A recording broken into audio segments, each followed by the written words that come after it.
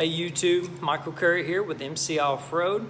Once again, I'd like to thank you for tuning in, watching this video. Today we're going to be adjusting the valves on a 2008 Suzuki DRZ 125L. So this procedure should be done the first month after the bike is purchased and then every 6 months after that, according to the manuals. This is pretty much the same for any of these air-cooled bikes that have a valve cap that you can take off and put your feeler gauges in and adjust both your intake and your exhaust valve. So if you don't have a manual, you can pretty much go by this to kind of get a general idea. It's pretty basic across the board for all these types of bikes. But today we're specifically working on this Suzuki, which also has some little sight plugs to make sure that we're at top dead center. That's the key to adjusting valves at all times. Make sure that your bike is at top dead center. So we're going to work through this together. We're going to read and go in order of the manual. It says take the tank and the shrouds off, which I've already done because I've been working on the carb. That will not be in this video. So the tank and the shrouds are already off. The next thing is take the valve covers off, and then also take the spark plug out. I usually take the spark plug out first, so that's what we'll do. It's an odd size. This one, I think the best fitting socket I have is 18 millimeter, and then the caps, the valve caps themselves are actually 17s. So that's what we're going to do, and then we'll go from there. All right, so here we are. We're right here at the head of the engine. You're going to go ahead and pop your spark plug cap off. Just tuck it up out of the way. Like I said, 18 is the best fit. So we're going to go ahead, move the spark plug. Once you get it loose, I like to do it by hand, especially if you don't have a proper spark plug wrench with the rubber in it.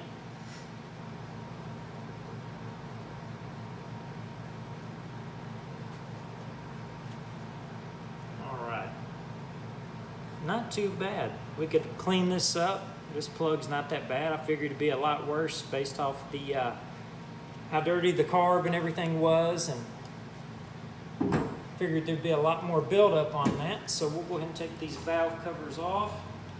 Righty-tighty, lefty-loosey, 17 millimeter. And see how I don't have much fitment here? A short ratchet and socket, it still hits the frame. Same can be said for the front. So a ratcheting opening in is the way to go right here.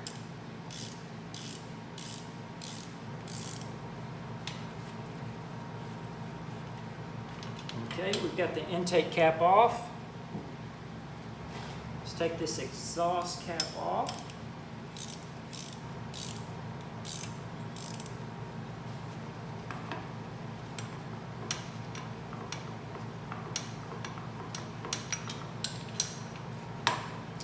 All right,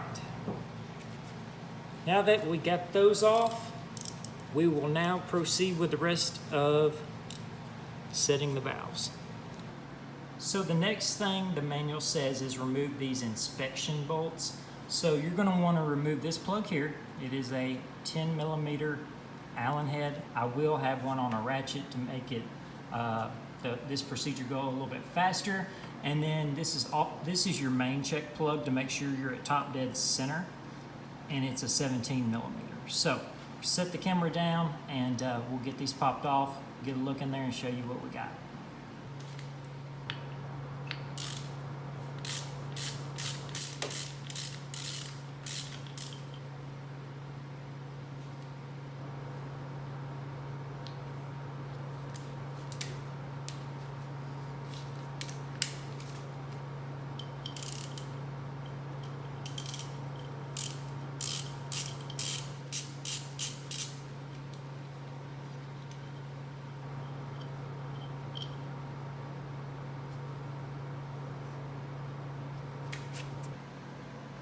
Okay, so with the inspection caps removed, what you want to do, according to the manual, is you want to use, this is a 14 millimeter, by the way, and what this does is turns the flywheel.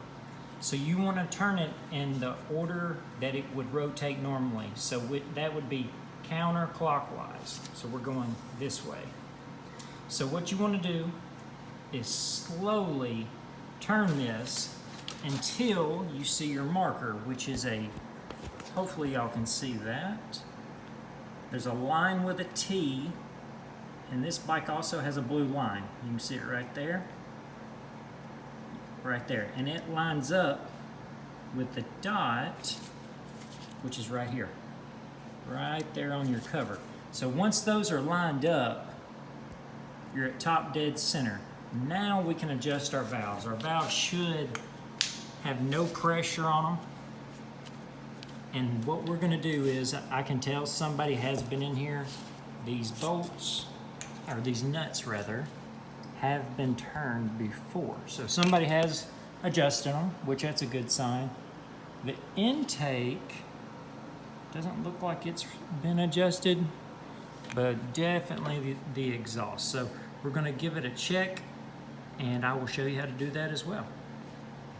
So what you'll need now, if you don't already have one, this makes it a lot easier, is actually a valve adjuster tool. So you can turn your valves and loosen and tighten the nut with this, and then insert these and actually rotate it without moving the nut. So these are crucial if you're doing a lot of valve jobs.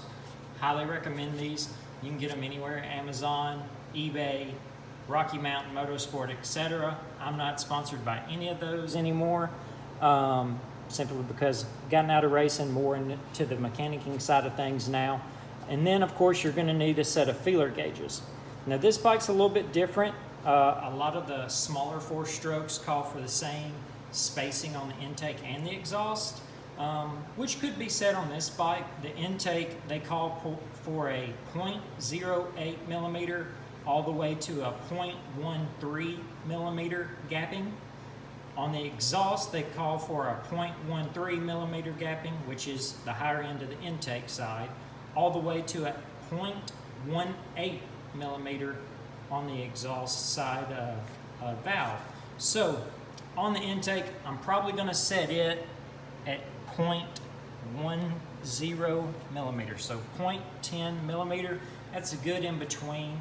The exhaust, I'll probably do something closer to probably the 15 mark there. I like to be in the middle. I don't like to be too tight, too loose. So we're gonna try to stay in the middle of these, and we'll show you how to do that as well. You wanna loosen these up first, put your feeler gauges in, tighten them down slightly until you feel just enough restriction that gauge is not just flowing in and out freely. You want some restriction, then you can set it down, tighten the nuts back down, and your valves are set. But we'll walk through it. Just I'll keep you posted, and y'all just stay tuned. So as luck would have it, my valve adjustment wrench is too small because I do a lot of smaller 4-strokes. But you can take a 10 millimeter, just loosen that nut up. I've already done that. Same for the exhaust. It's going to be a tight fit. All right, so we got those loose. Now we can use part of our valve adjustment tools. We will use a small screwdriver and hold it in place with this 10. So I will show you exactly how to do that. Okay, so now that we've got the nut loosened up, what I like to do is go ahead and back out the adjuster quite a bit to get plenty of slack.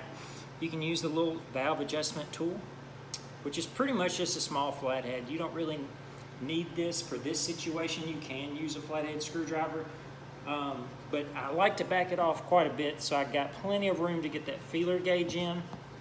Like I said, we're gonna be using a 0.10 millimeter on the intake. So what you wanna do, sometimes you have to put a little crease in your feeler gauge. Make sure you got some light. You wanna pick up and get this right where that adjuster touches the top of the valve.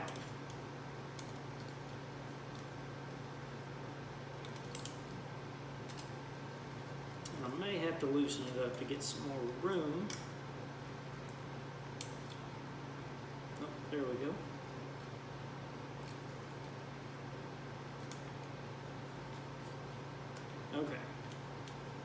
So we're in there. Like I said, it's very sloppy. I've got it backed way off. So what we're going to do is slowly, very slowly, rotate it clockwise to tighten everything back up. And we want to just keep doing that until we feel some resistance on this feeler gauge.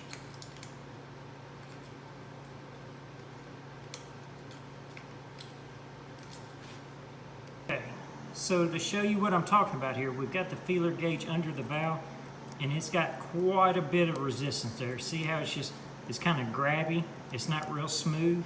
That's what you want. You want it where it's just got some resistance on it. It's not flying in and out. I just moved the nut there, but that's no big deal. It's still loose. But as you can tell, we've got some good resistance. So what we'll do right here is you will want to take your flathead or your valve adjustment wrench, put it right here and hold it, and take, on this particular bike, which my wrench doesn't fit, a 10mm and snug that down and make sure this adjuster does not turn. Since we've already got it in spec, we do not want it to turn. All we're doing now is tightening down on this 10mm nut.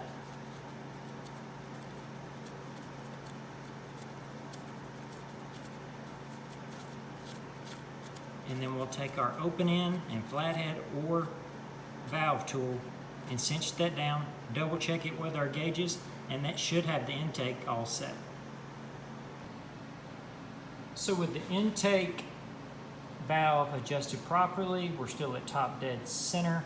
Lines are still, I don't know if you can see it. Yeah, not really. But they're still lined up. So what we're gonna do, just for precautionary, I'm gonna put the valve cap, cover, whatever you like to call it, back on, just finger tight. Keep any dust and debris out of there now that it's set. Okay, so same procedure is gonna go for the exhaust side. What we're gonna do is loosen the nut, then we're gonna take our flathead or valve tool, which I like the valve tool because it's shorter. We're gonna loosen that up, put our feeler gauge in, and adjust it the same exact way. You're gonna put your feeler gauge in, make sure this nut is loosened up quite a bit, and keep turning this with your flathead or valve adjustment tool until you feel good restriction on your little valve shunts here. So we're gonna do that. It was the same way as the intake. I don't feel like we need to show you twice. So we're gonna do that. And then after that, it's pretty much buttoning everything back up, putting the covers back on, and you should be good to go. But stay tuned, we're gonna do the exhaust real quick, and we will be right back. Okay, so we just finished up the exhaust valve. I've got it set at 0.15 or 0.15 mm, which is right in the middle of spec. We are still at top dead center. It's very hard to see here, sorry guys. Anyway, we're still at top dead center. We're gonna go ahead, put the valve cap back on, put the plug in, button everything back up, put our inspection plugs back in, make sure everything's torqued back to spec, but that's pretty much it, guys. These 4 strokes are very simple to maintain. It's amazing the lack of maintenance that they get. They last forever if you stay on top of your oil change, valve adjustment, adjusting your chain, etc., and also keeping your cam chain tight. So that's for another day and another story. But that's all I've got for you guys today. I hope you enjoyed it.